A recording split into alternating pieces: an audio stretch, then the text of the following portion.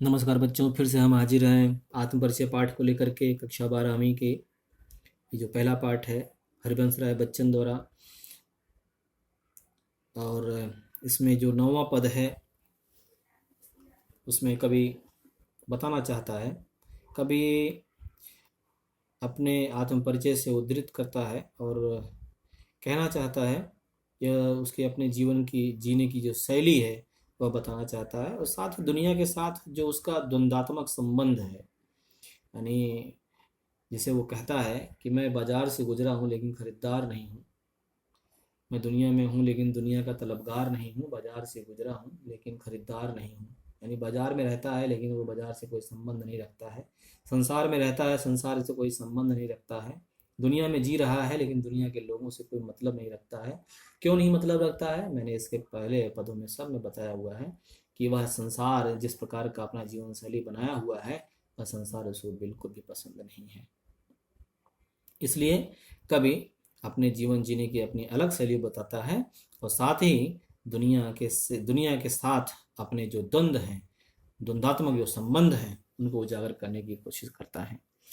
कहता है, मैं रोया इसको तुम कहते हो गाना, मैं फूट पड़ा तुम कहते छंद बनाना, क्यों कवि कहकर संसार मुझे अपनाए, मैं दुनिया का हूँ एक नया दीवाना। कवि बताने की कोशिश करता है। कवि कहता है कि प्रेम की पीड़ा के कारण उसका मन रोता है, अर्थात वह हृदय की व्यथा को शब्दों में व्यक्त करता है, और जब वह रोता है तब उसके रोने को संसार गाना मान लेता है, उसको छंद बनाना कहता है। जब रोता है तो उसको कहते हो कि गाना है, और जब फूट फूट कर रोता है तो तुम कहते हो कि छंद बनाया है। वियोगी होगा पहला कवि, आह से उपजा होगा गान, आंखों से घुमड़ कर बही होगी कविता अनजान। सुमित्रानंदन पंत जी की ये पंक्तियां हैं। उन्होंने कहा कि जब व्यक्ति के अंदर का जो हृदय है, जब वो बहुत दुखी होता है, सामान्य रूप से दुखी नहीं होता, बहुत दुखी होता है, तब अंदर से उसकी कविता फूट करके बाहर निकलती है। जब उसके अंदर वियोग की अवस्था जागृत होती है, तब उसकी आंखों से घुमड़ करके, यानी आंसू रूपी जो कविता होती है वो बहती हुई उसकी आंखों से निकल करके सामने आती है। यानी दुख भरे जो उद्गार होते हैं वे व्यक्ति के मन से, व्यक्ति की अंतरात्मा से तभी निकलते हैं जब उसका मन बहुत ज्यादा व्यथित होता है, जब बहुत ज्यादा दुखी होता है। वो कहता है कि मैं जब रोता हूँ तो संसार उसे गाना मान लेता है, और जब वेदना अधिक बढ़ जाती है, जब मैं फूट फूट करके रोता हूँ और उसे शब्दों के माध्यम से व्यक्त करता हूँ, तो संसार कहता है कि वाह क्या छंद बनाया है आपने। आगे कवि प्रश्न करता है, क्यों कवि कहकर संसार मुझे अपनाए, और यह संसार मुझे कवि कहकर के क्यों अपनाना चाहता है।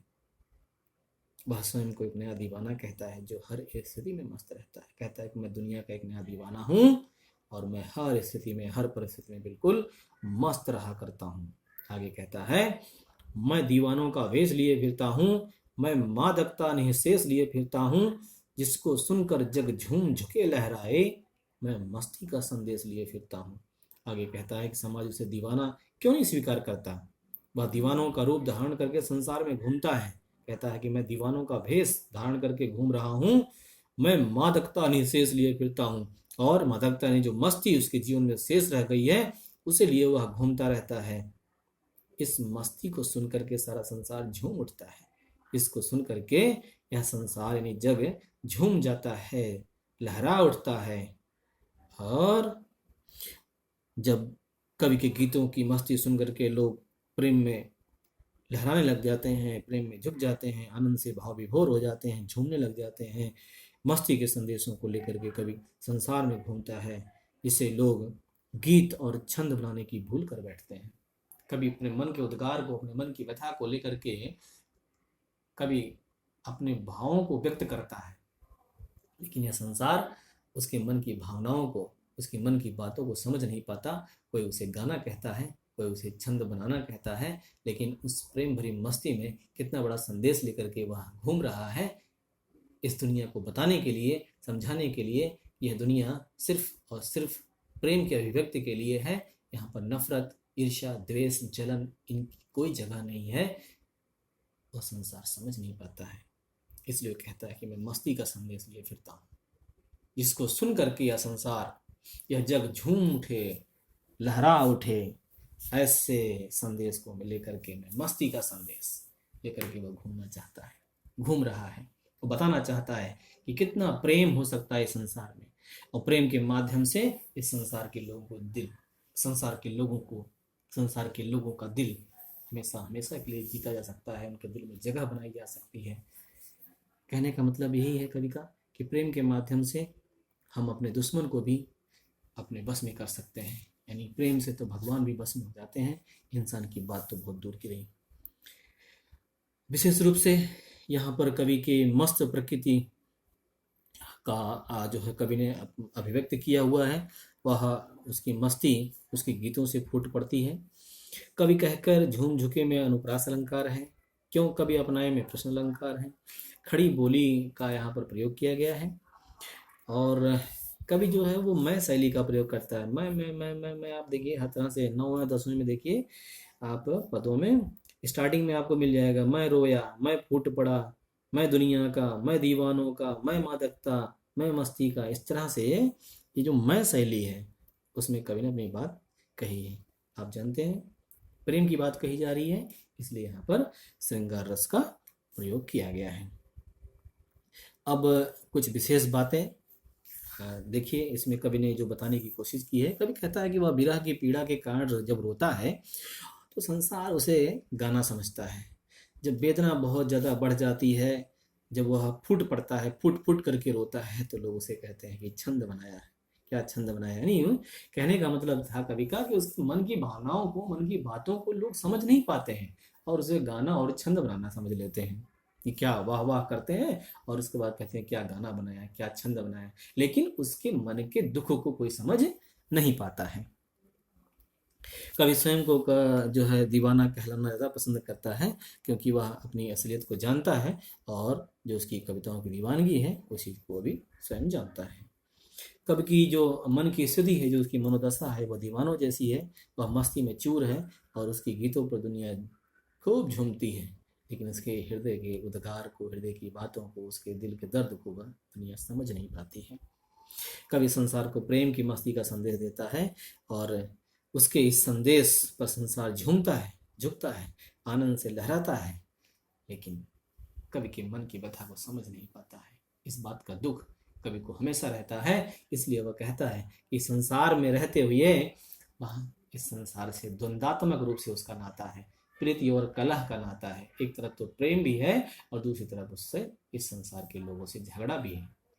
क्यों झगड़ा है? क्योंकि यह संसार उसके मन की भावनाओं को, उसके मन के मुताबिक, यानी उसके मन के अनुसार जिस तरह से वह संसार को बनाना चाहता है उस तरह से संसार बनना नहीं चाहता है।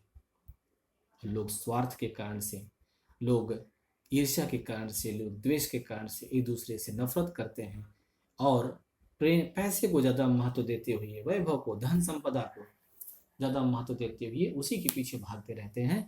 कवि ने यहाँ पर इन चीज़ों को बिल्कुल कहा कि मैं ऐसे संसार को, जहाँ के लोग इस तरह से धन दौलत और ईर्ष्या द्वेष नफरत में मस्त रहते हों, व्यस्त रहते हों, ऐसे उस संसार को पैरों से ठुकरा देना चाहता है। तो यहाँ पर कवि की अपनी आत्मा व्यक्त हुई है, कवि का अपना आत्म परिचय हुआ है। कवि ने अपने इस पाठ के माध्यम से बताया है कि मैं क्या हूँ, अपने आपके बारे में बताने की कवि ने यहाँ पर कोशिश की है। तो प्यारे बच्चों, इस तरह से एक मैसेज था पाठ के माध्यम से कवि का, और ये मैसेज आप लोगों के लिए भी है। आप 12वीं कक्षा के विद्यार्थी हैं, आप ऐसे स्थिति में पहुंचे हुए हैं, आप ऐसे स्टेज में हैं जहां पर इस तरह की स्थितियां आपके सामने आती हैं। तो उन स्थितियों से हम किस प्रकार बाहर निकल सकते हैं और कैसे अपने आप को इस संसार में हम सुव्यवस्थित रूप से स्थापित कर सकते हैं, इस बात को यहाँ पर बताने की कोशिश कवि ने की है।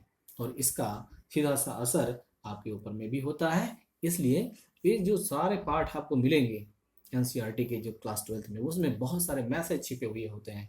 उस मैसेज को आप पढ़िए और पढ़ करके समझने की कोशिश करिए।